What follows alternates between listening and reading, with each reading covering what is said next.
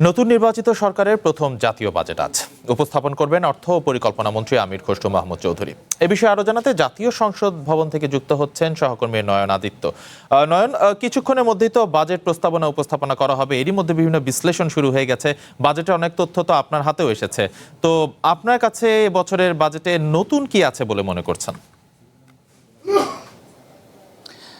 দেখুন, আপনি যেটি বলছিলেন যে বেলা ৩টার দিকে অর্থমন্ত্রী আমির খসরু মাহমুদ চৌধুরী তিনি আজকে যে বাজেট সে বাজেটটি ঘোষণা করবেন এবং যেটি বলা হচ্ছে যে দেশের ভঙ্গুর অর্থনীতির কে শক্ত করার জন্য এইবারের বাজেট তৈরি করা হবে এবং যেখানে আমরা দেখছি যে ৯,৩৮,০০০ কোটি টাকার বাজেট ঘোষণার একটি প্রস্তুতি নেওয়া হয়েছে, যেটি গেল বাজেটের চেয়ে প্রায় ১,৪৮,০০০ কোটি টাকা বেশি। এবং এখানে যে বিষয়গুলোকে আমি মোটা দাগের সামনে আনতে চাই সেটি হচ্ছে রাজস্ব আয়ের লক্ষ্যমাত্রা ৩০% বাড়ানো হয়েছে, ৩০% করা হয়েছে। এখন এটি যে মূল কারণ যেটি বলা হচ্ছে যে রাজস্ব আয়ের মধ্যে দিয়ে সরকার চায় যে মূল যে বাজেটের যে অর্থ তার বড় একটি অংশ যোগান দেয়। এই চেষ্টাটি কিন্তু প্রতিবারই প্রতি সরকারই করে থাকে, তবে আমরা সেই জায়গাতে দেখেছি যে লক্ষ্যমাত্রা যেটি থাকে তার হয়তো বড় একটি অংশই ঘাটতি থেকে যায়, যার কারণে এবারের যে পরিকল্পনা তারা হাতে নিয়েছেন সেখানে বলা হচ্ছে যে যারা এখন পর্যন্ত কর দিচ্ছেন তাদের উপর করের বোঝা না চাপিয়ে মূলত করের আওতা তারা বাড়াতে চান এবং একই সাথে এই করের আওতা বাড়ানোর পাশাপাশি ব্যাংক হিসেবে খুলতে এবার থেকে টিন লাগবে।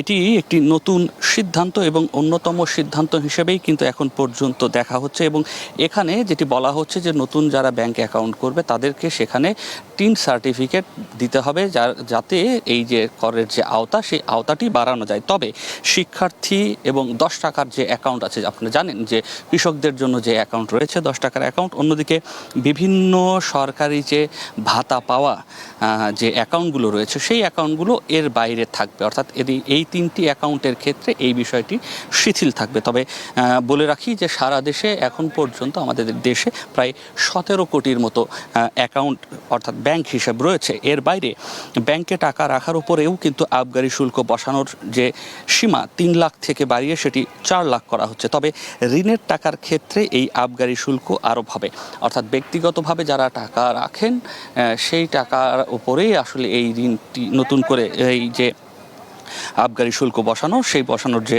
সিদ্ধান্ত সেদিকে হয়তো যে যাচ্ছে সরকার। এর বাইরে আরও একটি বড় সিদ্ধান্ত নিয়েছে সরকার, সেটি হচ্ছে সারা দেশে যে খুচরা ব্যবসায়ীরা রয়েছেন তাদের ওপরে ২,০০০ টাকা করে করার ওপর একটি সিদ্ধান্ত আসতে পারে। ব্যবসায়ী সমিতির তথ্য, সারা দেশে প্রায় ৭০ লাখ খুচরা ব্যবসায়ী রয়েছে, তাদের উপরে হয়তো এই ২,০০০ টাকা করে নতুন করে করার উপরে একটি সিদ্ধান্ত আসতে পারে। এর বাইরে 7টি নিত্য প্রয়োজনীয় পণ্যের ওপরে শুল্ক কমতে পারে, 60টি, যার মধ্যে চাল, ডাল, পেঁয়াজ এগুলো তো আছেই। এর বাইরেও নানা ধরনের সিদ্ধান্ত আমরা হয়তো এর পরের দফাতেও আপনাদেরকে জানাতে পারবো। আপনাদেরকে এর ফাঁকে জানিয়ে রাকিব, যেটি সরকার এবার সামাজিক সুরক্ষার আওতাও কিন্তু বাড়াতে চাচ্ছে। এর মধ্যে আপনি জানেন কৃষি কার্ড, ফ্যামিলি কার্ড সহ নানা ধরনের সুবিধা দেওয়ার জন্য যে উদ্যোগ নিয়েছে সেগুলোও কিন্তু এই যে সামাজিক সুরক্ষা বেষ্টনী, সেই বেষ্টনীর আওতা বাড়ানোর জন্যও কিন্তু এই বিষয়গুলোকে সামনে আনা হচ্ছে। এবং আমি আপনাকে একটু যুক্ত করতে চাই, আমাদের আরেক সহকর্মী আছেন আমাদের সাথে এই মুহূর্তে, হাবিব রহমান, তার কাছ থেকে একটু জেনে নিতে চাই এই যে সামাজিক সুরক্ষা বাড়ানোর ক্ষেত্রে সরকারের যে উদ্যোগ, এই উদ্যোগটি কিন্তু তিনি মাঠে থেকে ফলো করেছেন, সেটিকে আসলে সাধারণ মানুষ কিভাবে নিচ্ছেন এবং সাধারণ মানুষরা এটিকে আসলে কিভাবে দেখছেন। হাবিব, আমি দেখেছি যে সামাজিক সুরক্ষা বেষ্টনী বাড়ানোর জন্য সরকারের শুরু থেকে যে ধরনের উদ্যোগ নিয়েছেন সেই উদ্যোগের মধ্যে দুটি আমরা দেখেছি, কৃষি কার্ড একই সঙ্গে ফ্যামিলি কার্ড। সাধারণ মানুষের মধ্যে এই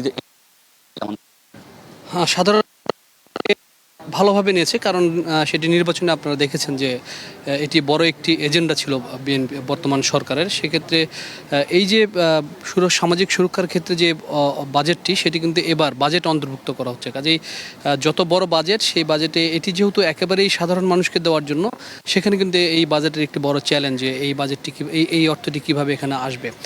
পাশাপাশি আরেকটি বিষয় যে এডিপি থেকে প্রায় ৩ লক্ষ কোটি টাকার মতো যে অর্থ পাওয়ার বিষয় রয়েছে, সেখানে এই উন্নয়ন সংস্থাগুলো থেকে এখানে একটি বড় বাজেট অর্থ এখানে যুক্ত হবে। এছাড়া ঋণের বোঝা তো বারবার বলা হচ্ছে যে এই বাজেটটিতে করা হয়েছে। এছাড়া সবচেয়ে বড় বিষয় যে বর্তমানে যে বিদ্যুৎ চ্যালেঞ্জ, যে জ্বালানি খাতের যে চ্যালেঞ্জ রয়েছে, সেই চ্যালেঞ্জ মোকাবেলার ক্ষেত্রে আপনারা জানেন যে সরকারের পক্ষ থেকে এর আগে ঘোষণা দেওয়া হয়েছিল যে তারা নবায়ন পরিকল্পনা নেই, সেক্ষেত্রে 2035 সাল পর্যন্ত এই যে নবায়নযোগ্য জ্বালানি যে উৎপাদনের জায়গাটিতে সেখানে কিন্তু কর মুক্ত করার একটি বিষয়। নবায়নযোগ্য জ্বালানির যে ম্যাটেরিয়াল যেগুলো আমদানি করতে হবে সেগুলোর ক্ষেত্রে কর ছাড়ের একটা সিদ্ধান্ত নিয়েছে কি স্যার? সেটি সেখানে করা সিদ্ধান্ত, কর কমানোর বিষয়ে সিদ্ধান্ত নেওয়া হয়েছে, কিন্তু যখন উৎপাদনের যে জিনিসটি সেখানে এই কর মৌকুফের একটি বিষয় বলা হয়েছে। তো সেক্ষেত্রে যদি এই জায়গাটি করতে পারে তাহলে কিন্তু আমরা জ্বালানি ক্ষেত্রে যে অর্থটা ব্যয় করি সেটি কিন্তু এই বাজেটের খুব বেশি প্রভাব। হাবিব, আপনার সঙ্গে আবারও আমরা কথা বলবো, তবে তার আগে আমি আরও একবার স্টুডিওতে ফিরে যেতে চাই। রাকিব, এই ছিল আমাদের কাছে সর্বশেষ, এবং পরবর্তী সংবাদে নিশ্চয়ই আবার নতুন তথ্য নিয়ে আপনার সাথে যুক্ত হব। ধন্যবাদ। কিছু সময়ের মধ্যেই বাজেট প্রস্তাবনা উপস্থাপন করা হবে, এ বিষয়ে বিস্তারিত জানাচ্ছিলেন আমাদের সহকর্মী নয়ন আদিত্য। বাজেট বিষয়ে আরো জানাতে সংসদ ভবন থেকে এই মুহূর্তে যুক্ত হচ্ছেন আমাদের সহকর্মী মিনা ফেরদৌস। মিনা, বাজেট তো অনুমোদন হয়ে গেছে ইতিমধ্যেই, এবারের বাজেটে আসলে কোন কোন বিষয়গুলো বেশি গুরুত্ব পাচ্ছে, কি জানতে পেরেছেন? জি রাকিব, আপনি যেমনটি বলছিলেন যে আর কিন্তু আধা ঘন্টার একটু বেশি সময় রয়েছে, তারপরে কিন্তু আসলে সংসদে নতুন যে বাজেট অর্থাৎ বাংলাদেশের 55তম যে বাজেট অধিবেশন সেটি শুরু হবে, এবং এখানে কিন্তু অর্থমন্ত্রী আমির খসরু মাহমুদ চৌধুরী এই বাজেট পেশ করবেন সংসদে। এবং সেখানে কিন্তু আমরা দেখেছি যে গত বছরের তুলনায় অর্থাৎ 2025-26 অর্থ বছরের তুলনায় এই অর্থ বছর 26-27 অর্থ বছরে কিন্তু যে বাজেট বরাদ্দ করা হয়েছে সেটা কিন্তু 19% বেশি, অর্থাৎ গতবারের বাজেটের তুলনায় এবারের বাজেটের আকার বেড়েছে প্রায় 1,48,000 কোটি টাকার বেশি। এছাড়া আরেকটু জানিয়ে রাখি যে গত বছরের যেসব খাতগুলোতে একটু কম বরাদ্দ দেওয়া হয়েছিল, যেমন বিশেষ করে শিক্ষা এবং স্বাস্থ্য খাত, সেই স্বাস্থ্য খাত এবং শিক্ষা খাতে কিন্তু এবার বেশ অনেক বাজেটই বাড়িয়েছে নতুন যে গণতান্ত্রিক সরকার এসেছে তারা। এবং আমরা জানতে পেরেছি যে এবারের যে শিক্ষা খাতের বাজেট তাদের একটা নির্বাচনের ইশতেহারেই ছিল, তারা বলেছিল যে তারা যদি ক্ষমতায় আসে তখন কিন্তু তারা বাজেটে জিডিপির 5% বরাদ্দ রাখবেন। তো সে কথা অনুযায়ী কিন্তু এবারের শিক্ষা খাতে আসলে 50,302 কোটি টাকা বরাদ্দ দেওয়া হয়েছে। এছাড়া স্বাস্থ্য খাত যদি একটু বলি, সেক্ষেত্রে কিন্তু গত বছর স্বাস্থ্য খাতে ছিল মাত্র 34,000 কোটি টাকার মতো বরাদ্দ ছিল, কিন্তু এবার কিন্তু এটি 20,000 কোটি টাকা বাড়িয়ে এবারের বরাদ্দ করা হয়েছে 62,852 কোটি টাকা, অর্থাৎ গেলবারের তুলনায় কিন্তু এবার প্রায় 21,000 কোটি টাকা বাড়িয়েছে নতুন সরকার। এছাড়া আরেকটি বিষয় জানিয়ে রাখি যে এবারের যে বাজেট অধিবেশন করবেন আমির খসরু মাহমুদ চৌধুরী, এটি কিন্তু তার প্রথম বাজেট হতে যাচ্ছেন, এবং অন্তর্বর্তী সরকারের পর যে গণতান্ত্রিকভাবে যে সরকার ক্ষমতায় এসছে ফেব্রুয়ারি নির্বাচনের পর, তার এই সরকারের কিন্তু নতুন প্রথম বাজেট হতে যাচ্ছে। এছাড়া আরেকটি বিষয় জানিয়ে রাখি যে বাংলাদেশে এর আগে কিন্তু সর্বোচ্চ দুজন প্রধানমন্ত্রী 12 বার করে বাজেট দিয়েছেন, তারা হলেন সাইফুর রহমান এবং আবুল মাল আব্দুল মুহিত, তারা কিন্তু 12টি করে বাজেট পেশ করেছেন। এছাড়া আরেকটি বিষয় জানিয়ে রাখি যে গত বছরের যে বাজেট ছিল অন্তর্বর্তী সরকারের আমলে যে বাজেটটি ছিল সেটি কিন্তু ছিল মাত্র 7,90,000 কোটি টাকার মতো, যেটি আসলে 2024-25 অর্থ বছরের তুলনায় কিন্তু বাংলাদেশ ইতিহাসে প্রথম বাজেটের বরাদ্দ কমেছিল।